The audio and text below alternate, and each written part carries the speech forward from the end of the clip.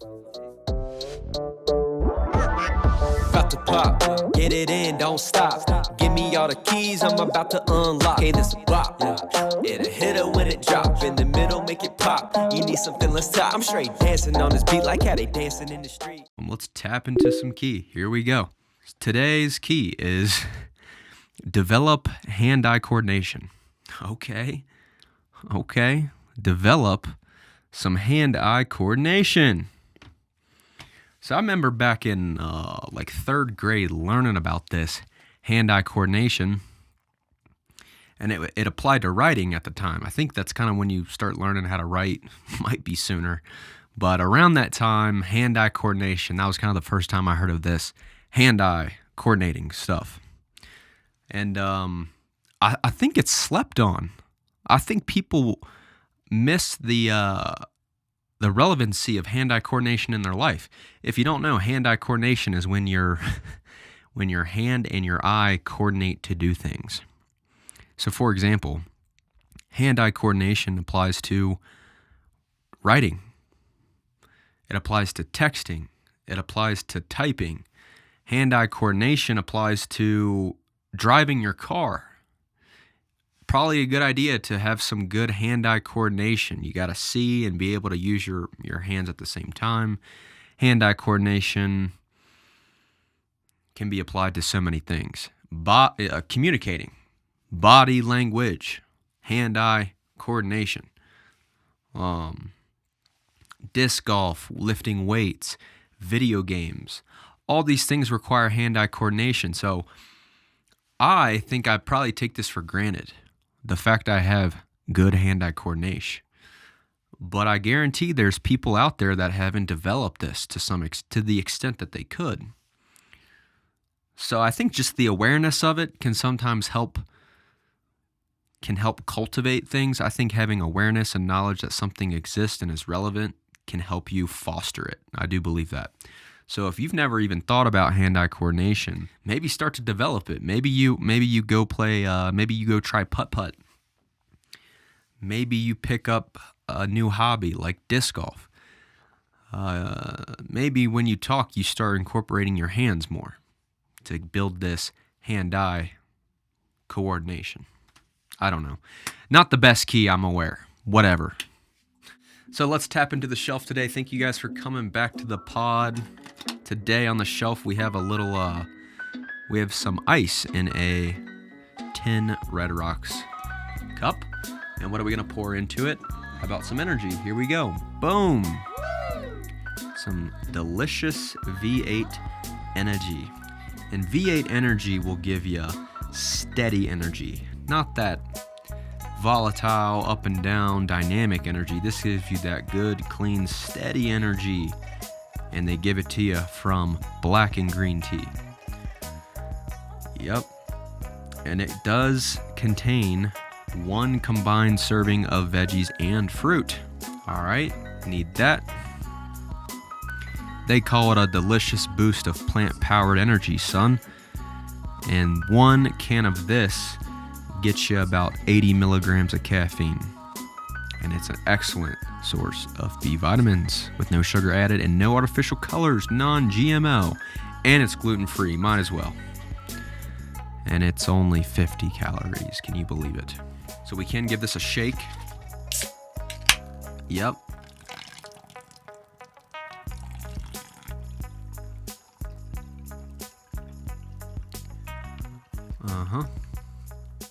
Whole thing, might as well, no problems. Cool. All right, cheers, guys. Grab a drink if you don't have one, and let's keep this pod rolling. All right, today's rule. This is a good, relevant one. The rule is find rhythm in your work. Find rhythm in your work. Rhythm's a good word, tough word to spell. RHYTHM. A lot of consonants in that one, but what does that mean? Find rhythm in your work. Well, what is rhythm? Rhythm is dynamic. There's high points and low points. It changes, it fluxes, it's altering. And so most people I've found, and even from my own experience, a lot of people lack rhythm in their work. What do I mean by this rhythm? Most people's work looks like this. Flat. It's a flat line if you think about it.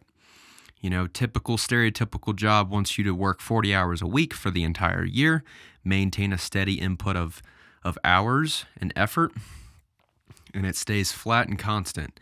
The jobs become predictable. The longer you're there, they don't require as much thinking. It's just kind of a flat line in work. It's funny, our hearts have rhythm.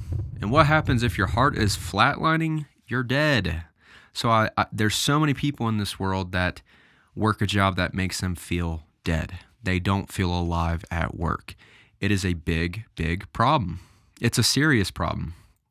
Because if you're not happy in your work, if you're not engaged in your work, if you don't find some meaning in what you do for a living, your life will lack value, purpose, and meaning. And you're not going to be the brightest version of yourself in that scenario, in that state. So how? It's good to know that there are jobs out there that do have rhythm. What do those jobs look like? Well, I'll speak from my experience. I'm in sales. So a lot of what I do involves interacting with people. And I used to not like people. Something was probably wrong with me. But for most of my life, I was so shy and introverted. And I really wouldn't classify myself as a people person. I didn't like people. I liked being alone. But as I've gotten older and matured, I'm realizing the value and meaning that can come from working with people. I've been in sales for about 5 years now. And my job, I love what I do. And I love my job because I get to interact with people. I get to engage with people all day long. I'm in direct sales for a solar company, so I'm out there knocking on doors. I'm starting conversations. I'm meeting new people. I'm adapting to different personality types. I'm reading people's body language. I'm communicating with them in a way they want to be communicated with. I'm constantly using them as feedback for if what I'm saying is landing. It's this dance. And so if you're in a job where you show up, clock in, and stare at a wall for 8 hours or a computer screen, I would encourage you to find some sort of work where you get to interact with people. So people-based jobs, I've found, gives work more rhythm. And so what are some examples? If someone's watching this, I'm assuming you're in your 20s, assuming you're a guy. Give me the keys, bro. Whatever your personality type is, or whoever you are, it's a good thing to remember that we live in America and there is a perfect job out there for you. That is true. I know some people think, man, I can't find the right job. I hate every job I work at. Look in different places. If you've always been in a mechanic working with cars and you don't like that, pivot and do something else. Get a job where maybe it's a driver for some company. That way you have a little bit more autonomy. You get to drive the truck. Maybe you work for Amazon delivery guy. You get to kind of travel to new places. You get a little bit of social stimuli when you drop off a package. Hey, Shannon, here's your pottery book. I don't know. But just there's different types of work out there. And if you aren't in a place where you feel alive, if you feel like you're in a dead-end job, do something else. Go find some rhythm in that work because it is out there and you can find it. Today's quote. The quote today is, "The people who are crazy enough to think they can change the world are the ones who do." And that is from a Mr. Steve Jobs. R.I.P. Steve. Man, the people who are crazy enough to think they can change the world are the ones who actually do. So this is a quote from Apple's Think Different campaign that they ran in the late 90s.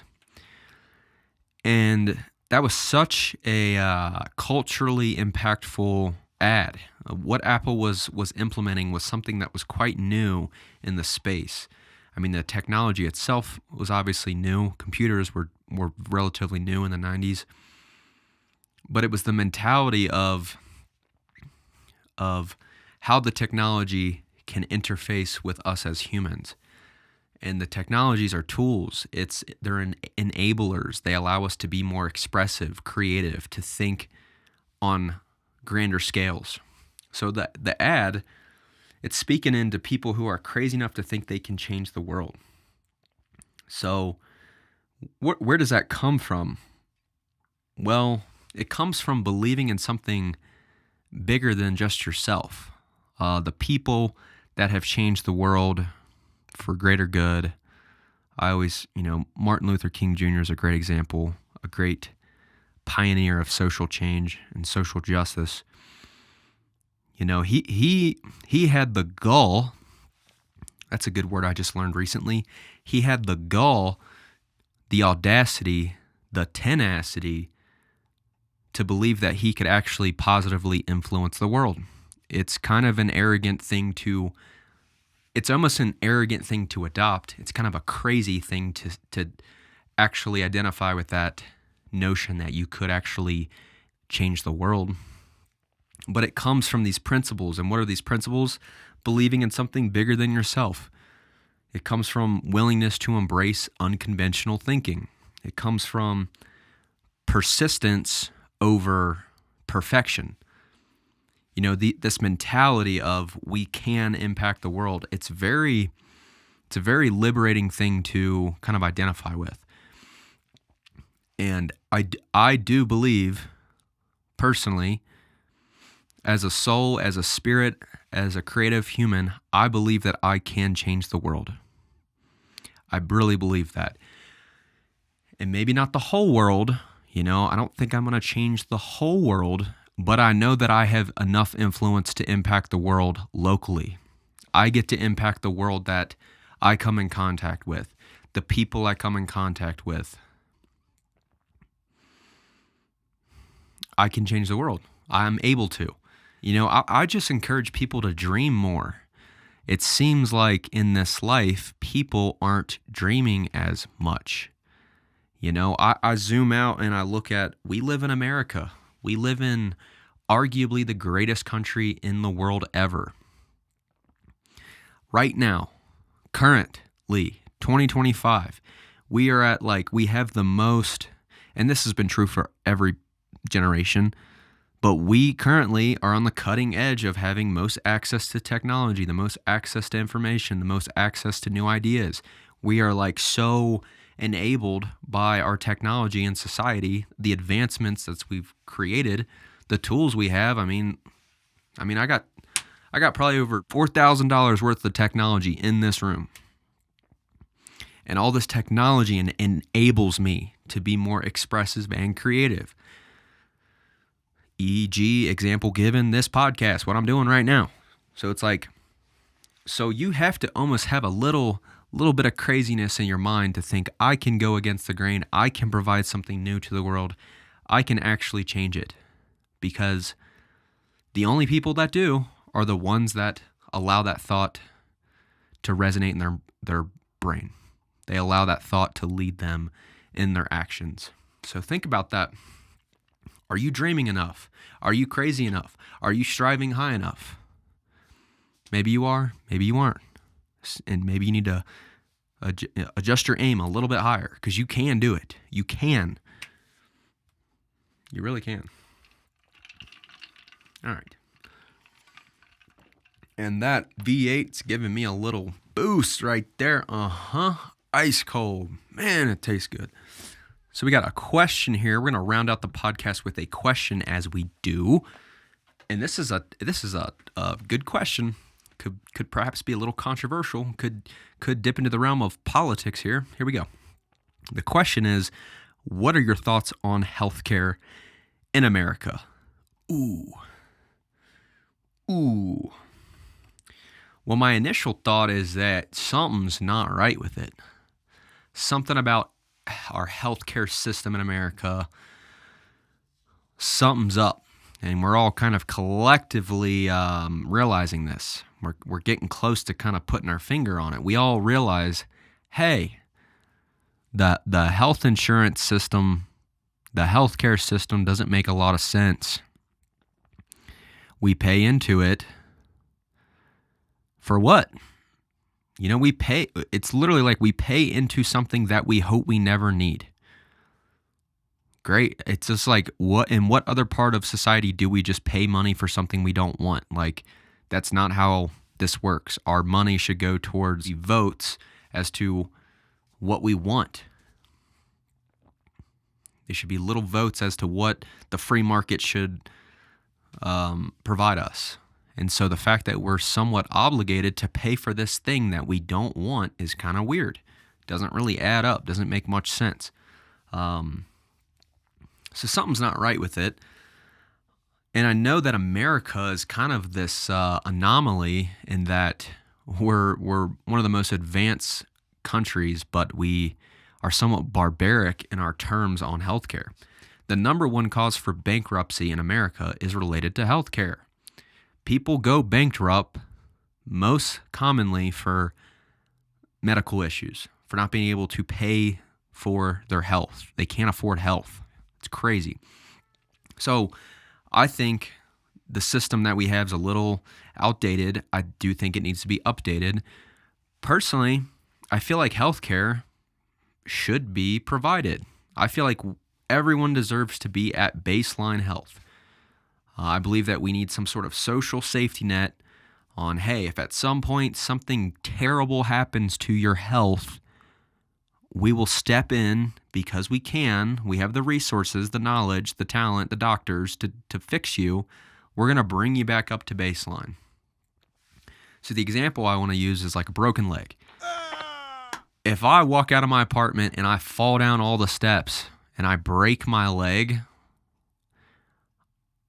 what I think should be able to happen is I call an ambulance. They come get me. They take me in. They realize I have a broken leg. And then they should fix me. They should fix me. And I shouldn't have to, worry about, is my health care is this actually going to be covered? Because a lot of claims get denied. A lot of healthcare claims get denied from people that think it's going to kick in and they're going to get support. And then they're like, the health insurance company's like, sorry, we can't help you. That happens way more often than people realize. So I'm already dealing with a broken leg. It would be nice not to have to worry about the fugazi of insurance. And then on top of that, it's like baseline. Like, please take me in and get me back to baseline health. Fix my leg, please. It's already a major hindrance in my life. It's going to affect my work. It's going to affect my energy. It's going to affect my day-to-day. It's going to affect my personal life, what I can do in my free time. Like, it's a huge burden. Let's just let's take some of the burden off them, on people who break their legs. Hey, this is covered. We're going to get you good care. We're going to get you back to being operational. And this is covered because we're America and this is built into our system. We bring you back up to baseline. Now, obviously, someone could abuse this hypothetical new format for healthcare, but I don't think people are very much incentivized to take advantage of the free healthcare. Like, just because I can get a new leg for free doesn't mean that I'm going to take a sledgehammer to my shin and break my leg and go, haha, I get to go get a new one. Like, it's not in my best interest to need healthcare. Right? Like, it's like self-evident. No one wants to be ill. No one wants to feel pain. So it's like no one's going to be taking advantage of that and like breaking their arm on purpose. People are onto this, the Luigi guy, the freaking Luigi guy. I think he probably took it a little too far. He was trying to make a point. I understand that, but dang, bro, you took it too far, man. That was a little much. I feel like he could have kind of got the message across in a different way. Maybe if he had thrown like a firecracker, lit a firecracker, threw it by his feet, kind of be getting the message across, but he did a little, he took it too far. But the sentiment is like, hey, we are not happy with how we're being taken advantage of. the whole healthcare system, the fact you can't get a straightforward price on something, it's not cool. It's like, oh, you have to come in, get all the operations, and then we'll bill you. It's like, what part of our society does it work that way? It's always like, hey, here is the price of what it takes to fix. This is the cost that we're charging everyone. But with healthcare, it's like, well, it depends on what kind of insurance you have. Oh, this procedure might, if you don't have insurance, the procedure's $600. But then if you come to them and you do have insurance, they go, oh, turns out the procedure, because you have insurance, now the procedure costs $1,300. So it's like, why is the price not clear? And why do we get charged more for being protected? For paying into for paying in our premiums on healthcare, we have to pay more to get care. It just doesn't make any sense. So, and there was an Instagram, I'll try and find it and put it right here. There's this Instagram reel, and I'll link it down in the description, of this guy, and this really encapsulates the whole issue that I just explained with the whole healthcare thing. So, what are my thoughts on it? Reform, we got to change it. And it's got to make sense for everybody. And it should be about bringing people up to baseline health. That should be a basic human right that we shouldn't capitalize on. Literally capitalize on it. Capitalism. So, all right. Well, I think that is the podcast. We did do another one. What is this? Pod 70? 70 pods in the bank. Wow, crazy. I remember when I was on pod 7. I remember pod 7 like it was yesterday. Man, 70 of them. Thank you guys for tapping in. Drop a comment. Let me know what you think. And I'll catch you guys on that next key.